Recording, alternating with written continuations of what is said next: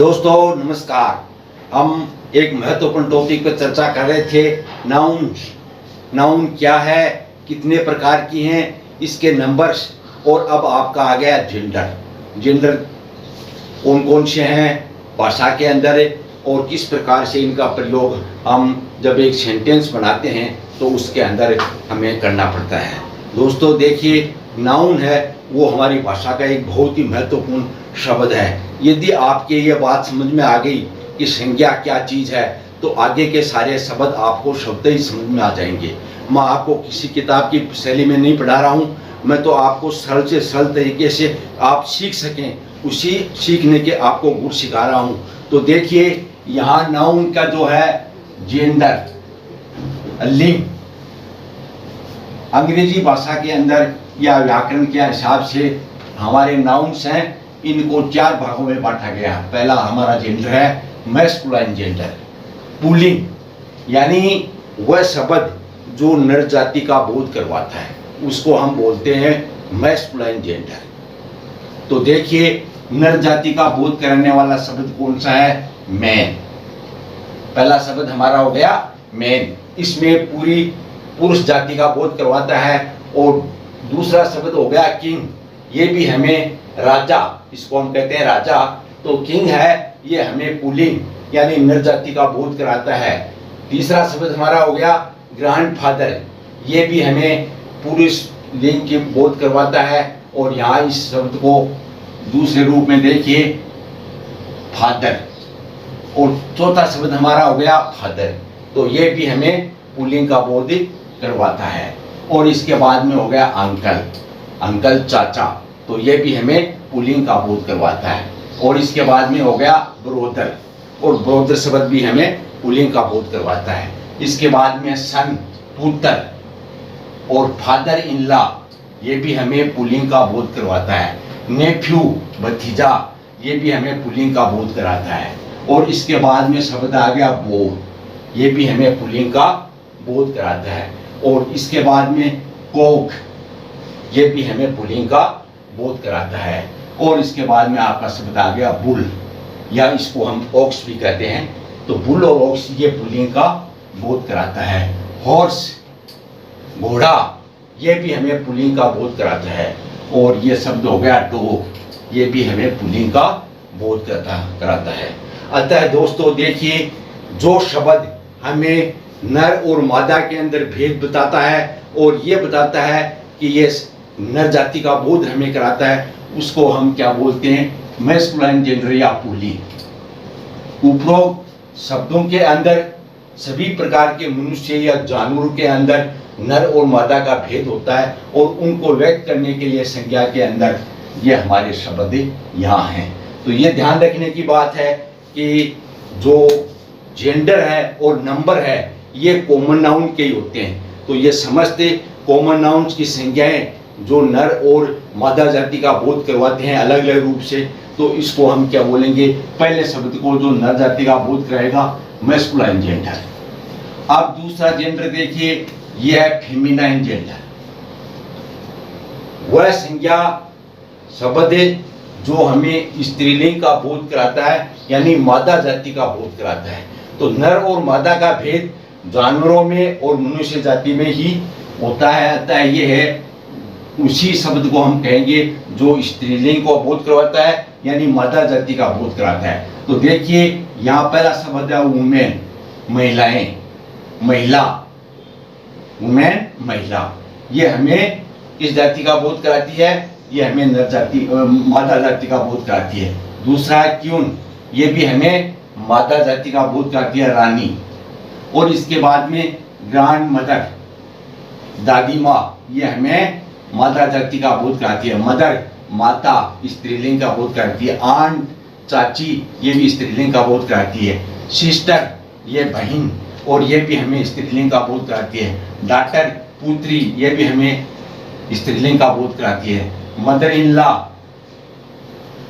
सास, ये भी हमें स्त्रीलिंग का बोध कराती है। नाइस, ये भी हमें भतीजी, ये भी हमें स्त्रीलिंग का बोध कराती है।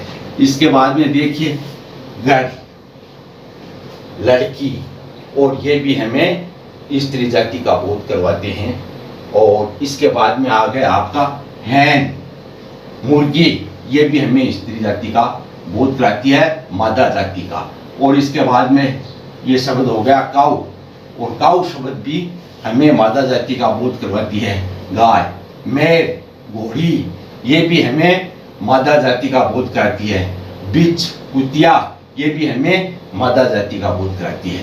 तो दोस्तों अब देखिए हमारे दो जेंडर आपके सामने हैं, मैस्कुलाइन जेंडर और फेमिनाइन जेंडर। इन दोनों में क्या भेद है अब आपके सामने स्पष्ट हो गया कि कॉमन जो नाउन्स है उसके अंदर नर और मादा के लिए अलग अलग शब्द हैं, और जहां अलग अलग शब्द नहीं है उसका प्रयोग करने का तरीका हमें नीचे बताया गया है, वो उस पर हम चर्चा करेंगे। तो देखिए ये इस प्रकार से हमारे व्याकरण के अंदर दो जेंडर हो गए, मैस्कुलाइन जेंडर और फेमिनाइन जेंडर। ये लिंग के हिसाब से दो भागों में बांट दिया। तीसरा शब्द हमारा आता है नेटुल जेंडर, नपुंसक लिंग, यानी इनका कोई लिंग नहीं होता है। इसके अंदर समस्त निर्जीव वस्तुएं आती हैं जिसके लिंग के आधार पर कोई भेद नहीं किया जा सकता। तो ऐसी संज्ञाएं जैसे हैं टेबल है, इसका कोई लिंग नहीं है, चेयर है, बुक है, ये निर्जीव वस्तुएं हैं, इनका कोई लिंग के आधार पर कोई भेद नहीं किया जा सकता। अतः ये हमारा नेटुल जेंडर नपुंसक लिंग कहलाता है। और चौथा हमारा हो गया कॉमन जेंडर, उभय लिंग, जिसको हम हिंदी में कहते हैं उभय लिंग। कॉमन जेंडर का मतलब होता है कि वे संज्ञाएं या वे शब्द संज्ञाएं जिसका प्रयोग स्त्री पुरुष दोनों के लिए किया जाता है, कॉमन किया जाता है, वो होता है कॉमन जेंडर, उभय लिंग। जैसे पेरेंट यानी माता पिता, इसमें दोनों आगे माता और पिता। फ्रेंड, मित्र, तो इसमें भी दोनों हैं, मित्र है, इसमें दोनों का भाव है। कंपेनियन, साथी, इसमें भी दोनों का भाव है।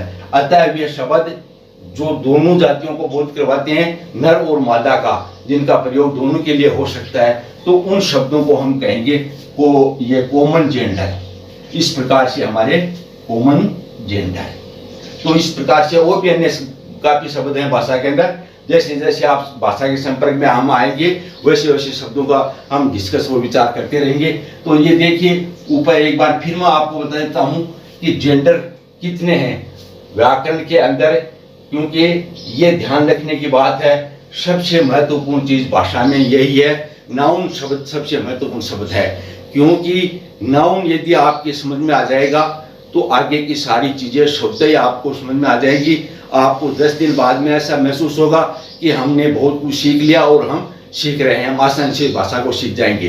तो देखिए इन भेद को अलग अलग करते हुए जेंडर को 4 भागों में बांटा गया है, हमारे नाउन्स को 4 भागों में बांटा गया है। ध्यान ये रखना है कि कॉमन जेंडर और नंबर ये कॉमन नाउन के होते हैं। दोस्तों ये आपके दिमाग में होनी चाहिए कि प्रॉपर नाउन और कॉमन नाउन में अंतर आपके दिमाग में साफ सुथरा होना चाहिए। आपके दिमाग में फिगर साफ होनी चाहिए कि प्रॉपर नाउन कौन सा है, कॉमन नाउन कौन सा है। एक बार मैं आपको रिवाइज करवा देता हूं। देखिए प्रॉपर नाउन वो शब्द है जो किसी व्यक्ति विशेष, वस्तु विशेष, स्थान विशेष के पहचान के लिए उनका व्यक्तिगत नाम होता है, तो उसको हम बोलते हैं प्रॉपर नाउन। जैसे मोहन, सीता, रीता, गीता, तो यहाँ उन शब्द का नाम केवल उन्हीं व्यक्ति विशेष से है जिसका नाम गीता सीता है। दूसरा शब्द है, देखिए ऐसे वस्तुएं जैसे कॉमन, देखिए स्कूल शब्द है, इसका नाम हो गया SDJ senior secondary school Rainawa Madhopura, ये स्कूल का नाम हो गया। अतः ये प्रॉपर नाउन की श्रेणी में आएगा। स्कूल शब्द कॉमन है, वो कॉमन नाउन की श्रेणी में आएगा। ऐसे ही यदि किसी वस्तु विशेष का नाम है, जैसे काऊ शब्द कॉमन है, पूरी जाति समूह के लिए इसका प्रयोग हम करते हैं, पर गाय का यदि नाम रखा गया है उसका पहचान का, जैसे Radha, Radha is a useful cow, यहाँ काऊ शब्द कॉमन हो गया, राधा शब्द है वो प्रॉपर नाउन हो गया।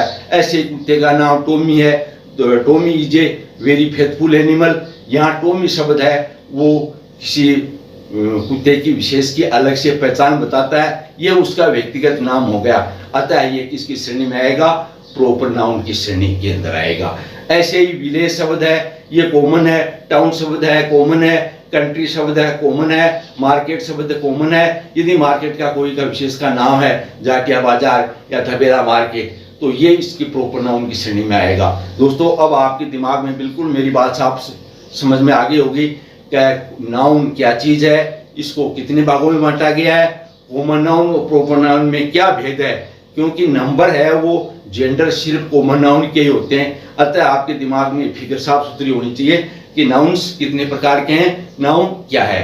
तो अब आप देखिए, यहाँ देखिए कि इस आधार पर संज्ञाओं के शब्दों के आधार पर हम कॉमन नाउन के जो जेंडर हैं उसको 4 भागों में बांटा गया है। मैस्कुलाइन जेंडर पुल्लिंग, जो नर जाति का बोध कराते हैं उसको हम बोलेंगे मैस्कुलाइन जेंडर।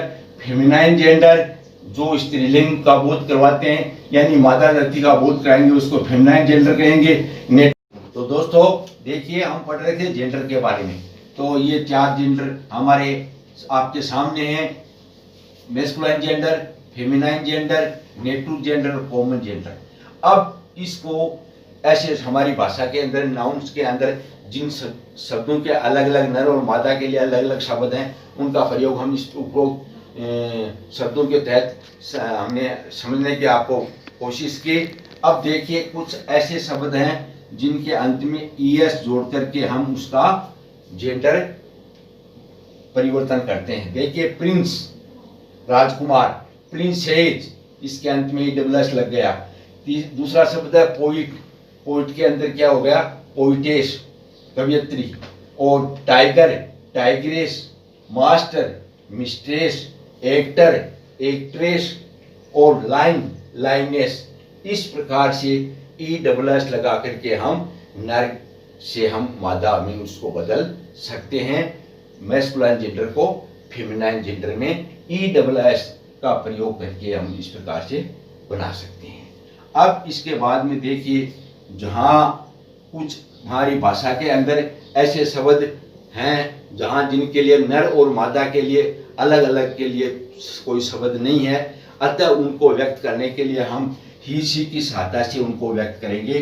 तो देखिए यहाँ एलिफेंट, एलिफेंट है, हिंदी में हम इसको हाथी और हाथिनी बोलते हैं, लेकिन अंग्रेजी में व्याकरण में इसके लिए अलग कोई शब्द नहीं है, अतः इसको ही एलिफेंट और इसको बोलेंगे मादा को हम सी एलिफेंट से उसको व्यक्त करेंगे। दूसरा शब्द है ही बियर, नर भालू, और सी बियर, मादा भालू। और तीसरा है ही गोट और इसका हो जाएगा शी गोट। तो इस प्रकार से हमारी भाषा के अंदर जिन शब्दों का अलग से कोई शब्द नहीं है नर और मादा का, वह हम ही और सी के सहायता से व्यक्त करते हैं। दोस्तों देखिए, इस प्रकार से हमने आज एक महत्वपूर्ण टॉपिक को बंद कर दिया है। यह पूरा हो गया है कि नाउन क्या है, नाउन किसे कहते हैं, इनके कितने भेद हैं और इनके बाद में इसके नंबर्स क्या हैं और नंबर्स के बाद में इसका जेंडर है। इसके बारे में आपको यहाँ हमने विस्तृत रूप से चर्चा की। इसके लिए आपको बहुत बहुत सुनने के लिए बहुत बहुत धन्यवाद।